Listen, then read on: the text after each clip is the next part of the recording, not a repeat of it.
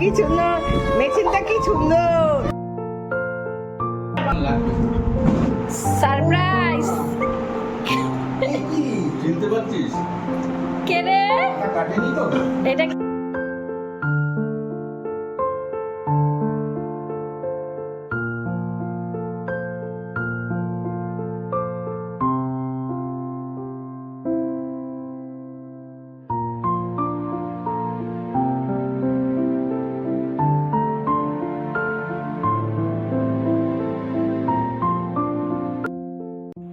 Good morning everyone, welcome back to my channel. আশা করছি তোমরা সবাই ভালো আছো আর আমরাও ভালো আছি। আজ আবার তোমাদের সামনে চলে এসেছি নতুন আরেকটা ভ্লগ নিয়ে।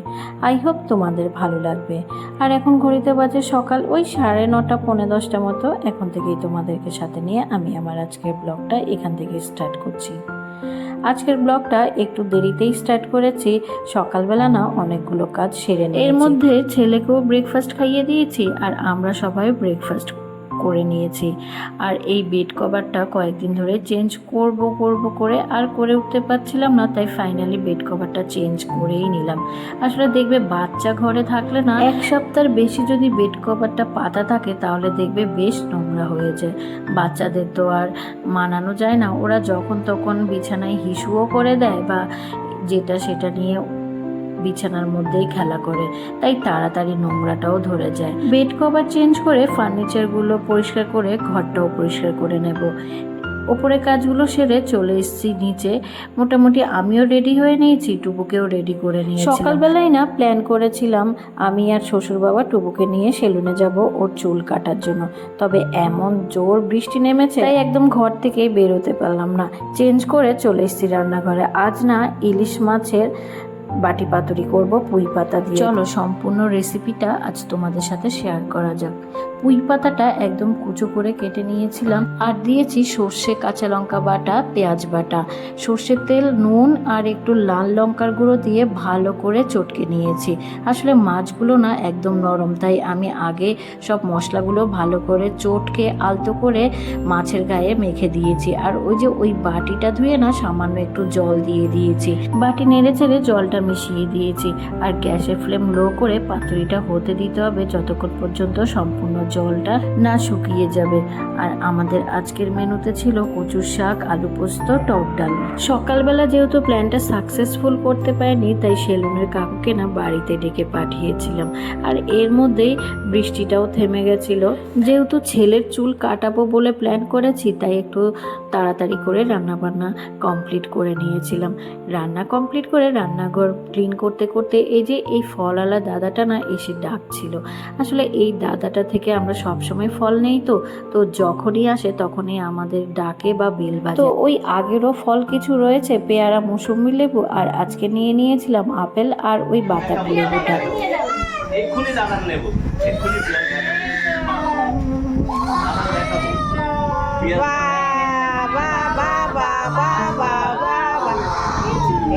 কি সুন্দর মেশিনটা, কি সুন্দর আমরা দেখবো তো। বাহ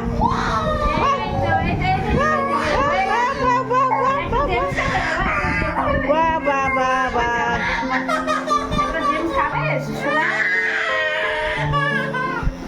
ওরে বাবা, আমাদের টুবু সোনা সে কি চিৎকার!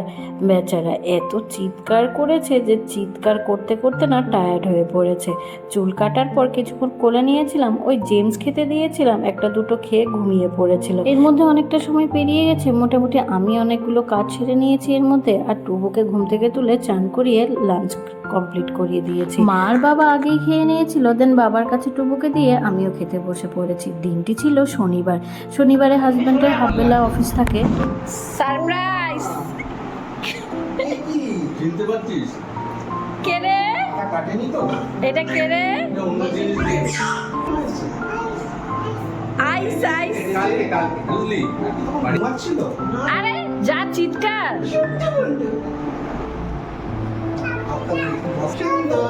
বাহ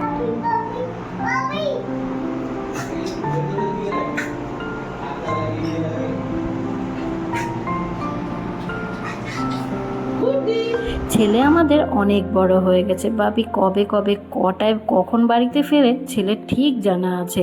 বাপির জন্য শনিবার হলে ঠিক অপেক্ষা করে, হাজব্যান্ডকে না জানায়নি। তবে আমরা আগে থেকেই প্ল্যান করে রেখেছিলাম যে ওর চুলগুলো ফেলে দেব, কারণ এই প্যাচ প্যাচে গরমের মধ্যে না ওর চুলের ভেতরে মাথায় ভীষণ ঘামাচি উঠে গেছিলো, ও বড্ড চুলকোতো, তাই জন্য ফেলে দিয়েছি। তবে এরপরে আর ফেলবো না, ওই কাটিং করে দেবো। কাকে ভালোবাসো? বাবা মাকে ভালোবাসো না? তাহলে জিজ্ঞেস করো তোমার চুল কোথায়? তোমার চুল কই? হ্যাঁ? নিয়ে গেছে? কে নিয়েছে বাবা তোমার চুল? বিড়াল নিয়ে গেছে? একটা কাকু কেটে দিয়েছে? দেখ মাথায় কোথাও কিচ্ছু নেই। কাকু কেটে দিয়েছে একটা কাকু? কে কিভাবে কেটেছে বাবা তোমার চুল? লাঞ্চ সেরে বাপ ছেলেতে বেশ ভালোই গল্প জুড়ে দিয়েছিল। ছেলে বাবার কাছে বিচার দিচ্ছিল ছেলের চুল নাকি বিড়াল নিয়ে গেছিল। অনেক পরে টুবু ঘুমিয়েছিল। বন্ধুরা, তোমাদের সাথে এখন আবার দেখা হচ্ছে সেই বিকেলবেলা। ছেলেকে রেখে পাশের রুমে এসে বাবা রেস্ট নিচ্ছিল। ছেলে ঘুম থেকে উঠে দৌড়ে বাপির কাছে এসে আবার হাজির। বাবাকে ছেলে কিছুতেই রেহাই দেবে না যতক্ষণ বাড়িতে থাকে। ও না বেশ কিছুক্ষণ ঘুমিয়েছিল, ঘুম থেকে উঠতেই বাপি বাপি বলে পাশের রুমে চলে এসেছিল বাবার কাছে ছেলেকে রেখে। এর মধ্যে সন্ধে দিয়ে উপরে শুকনো জামা কাপড়গুলো এনে সব ভাঁজ করে জায়গায় তুলে দিচ্ছি। আসলে আজকে না সন্ধেটা একটু তাড়াতাড়ি দিয়ে দিয়েছিলাম, কারণ আজকে হাজব্যান্ডকে নিয়ে প্ল্যান করেছিলাম একটু বেরোবো, তাই আর কি সন্ধেটা সেরে নিয়েছি। টুবুকে খাইয়ে দিয়ে দুজনে বেরোবো বলে। আমরা না বেশ অনেক দিন ধরেই একটা প্ল্যান করছিলাম। আসলে আমাদের বাড়িটা যেহেতু একটু ভেতরের দিকে, তাই বাজারে বা মেন রাস্তায় যেতে হলে না সাইকেলে বা রিক্সায় যেতে হয়।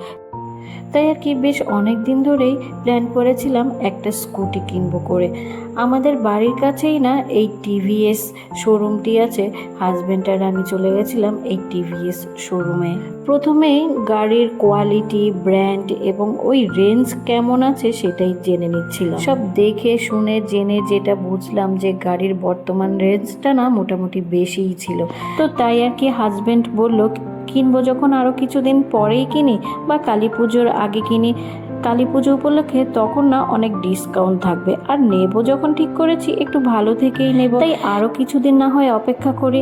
আসলে আমাদের মতো মধ্যবিত্তদের ঘরে না কোনো ভালো জিনিসের জন্য কিন্তু অনেক সময় অপেক্ষা করতে হয়, আর সেই অপেক্ষার ফলে যে ভালো জিনিসটা অ্যাচিভ করি সেটা কিন্তু ভীষণ ভালো। আমাদের মতো পরিবারে আমি একটা জিনিস ভালো করেই বুঝে গেছি, আমরা অপেক্ষার করার পরে যে ফলটা পাই না সেটা কিন্তু আমাদের জীবনে খুব গুরুত্বপূর্ণ একটা বিষয়। কিন্তু যারা আছে না চাইতে অনেক কিছু পেয়ে যায় হাতের কাছে, সেই সব জিনিসের গুরুত্ব হয়তো তারা দিতে পারে না।